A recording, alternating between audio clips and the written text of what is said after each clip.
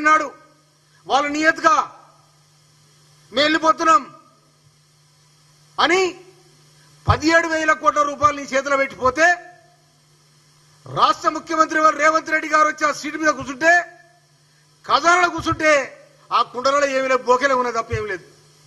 8 లక్షల కోట్ల అప్పు చేసిపోయి అవతల పడ్డారు. అయినా కూడా తెలంగాణ ప్రజానికానికి ఎన్నికల సందర్భంగా ఏ మాట ఇచ్చిండ్రో ఆ మాట ప్రకారం ఒక్కటొక్కటిగా ఇవాళ అమలు చేసుకుంటూ వస్తా ఉన్నాం. ఇవాళ ఉచిత కరెంట్ ఇస్తా ఉన్నాం. ప్రతి ఇంటికి డొమెస్టిక్ లో ప్రతి ఇంటికి ఉచిత కరెంట్ ఇస్తా ఉన్నాం.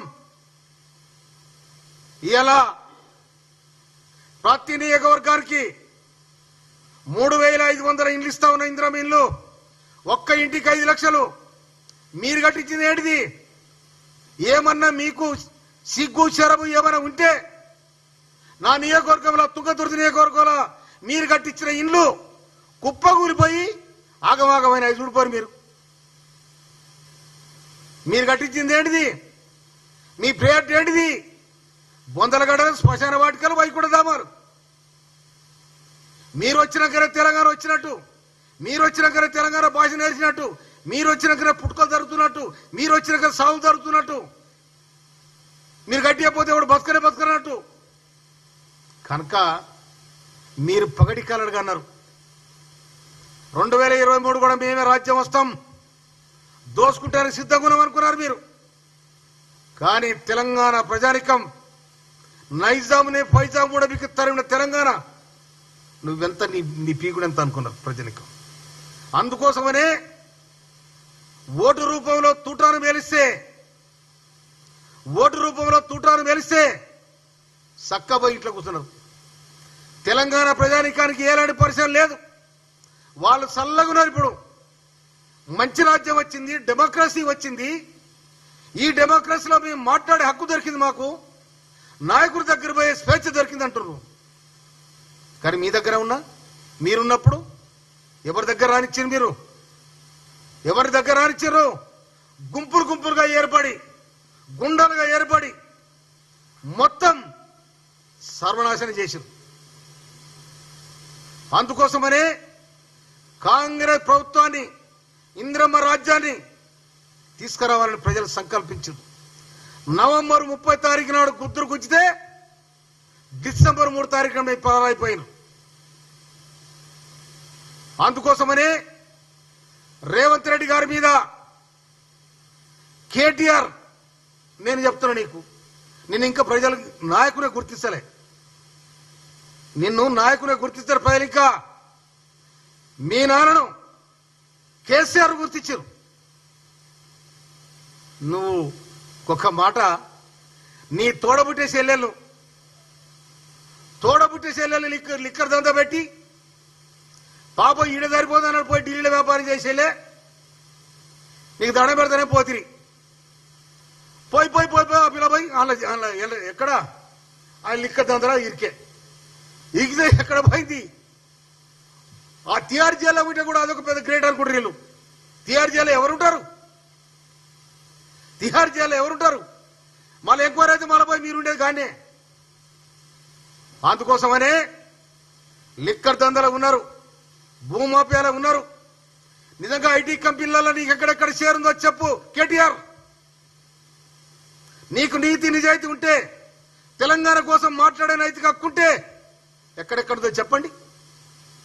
నువ్వు ఢిల్లీకో, నువ్వు హైదరాబాద్కు, అమెరికా నుండి హైదరాబాద్కు వచ్చాడు, నీ ఆస్తి ఎంత ఇవ్వాలి? నీ ఆస్తి ఎంత చెప్పు. నీ చెల్లె ఆస్తి ఎంత? నీ ఆస్తి ఎంత చెప్పు. నీ బావ ఆస్తి ఎంత? చెట్లప్పుకున్న సంతోషరావు ఆస్తి ఎంత? ఒక్కరొక్కరు ఆస్తి తీయండి. ఆ 8 లక్షల కోట్లు మీ దగ్గర ఉన్నాయి, ఎవరి దగ్గర లేవు. రాష్ట్ర ఖజానెంత? మీకు మిలిగిందెంత?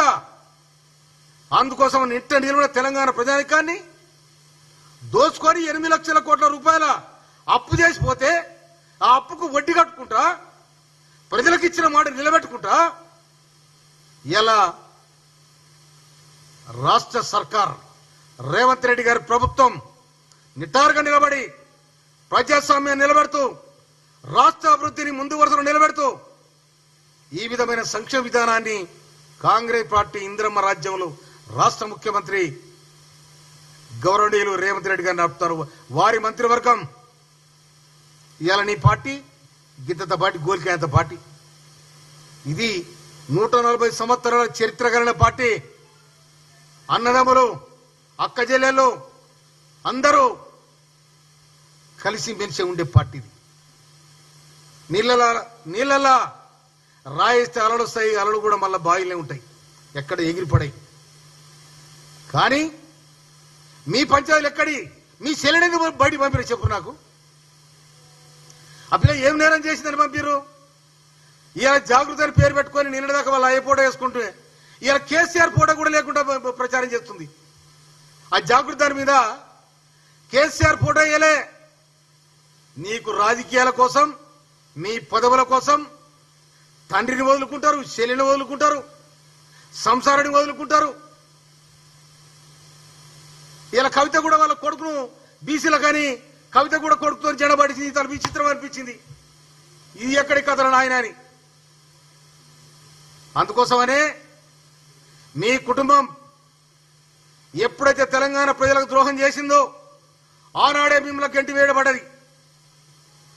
వేలాది మంది నిర్మించుకున్న తెలంగాణ ఉద్యమం, దాని వెనకాల అమరులైన వాళ్ళ శవాల మీద పేర్లు ఎరక తిన్నారు మీరు. అందుకోసమనే కాంగ్రెస్ పార్టీ ఇచ్చిన రుణానికి ఇవాళ 2023లో కాంగ్రెస్ సోనియా గాంధీ తెలంగాణ రాష్ట్రాన్ని ప్రకటించింది. ఆ రుణం తీర్చుకోవాలంటే మనమే కొద్దిగా అటు చేసినాం. ఈసారి ఖచ్చితంగా కాంగ్రెస్ కొట్టేయాలని రేవంత్ రెడ్డి గారి నాయకత్వంలో బ్రహ్మాండమైన ప్రజాపాలనలో ఇలా కాంగ్రెస్ పార్టీ గెలిచి నిటారుగా నిలబడ్డది. మేమే తీసినాం. ఏంటిది మీరు చేసింది? ఏం చేసింది చెప్పు? ఎక్కడ చేయలే. అందుకున్న కాడ దోసుకుర్రు.